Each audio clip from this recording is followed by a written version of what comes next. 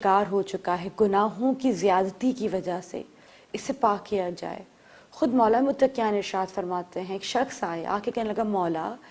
میرا جی نہیں کرتا میں نمازیں پڑھوں، میرا جی نہیں کرتا میں خدا کی طرف رغبت اختیار کروں،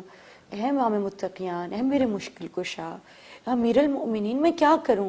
مولا فرماتے ہیں کہ جب تم خدا سے دوری اختیار کر لیتے ہو اور گناہ کرتے ہو تو تمہارے دل پر ایک سیاہ دھبا لگ جایا کرتا ہے، اور وہ تمہارے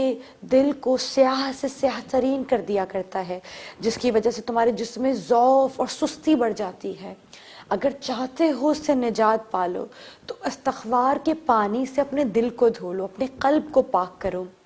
عزیزان محترم، بہت مشکل نہیں ہے، اگر دن میں کچھ وقت باندھ لیں، کچھ نہیں کر سکتے، ہم کوکنگ کر رہے ہیں،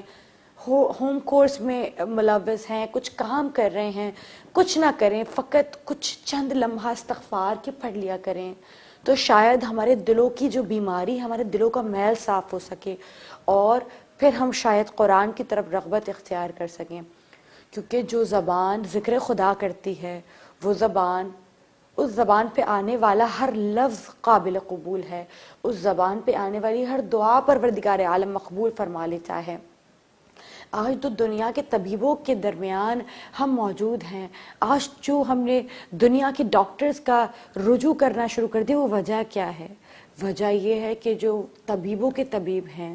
جو تمام تر لوگوں کو شفا دینے والے ہیں، ہم نے ان کے در سے خود کو دور کر لیا ہے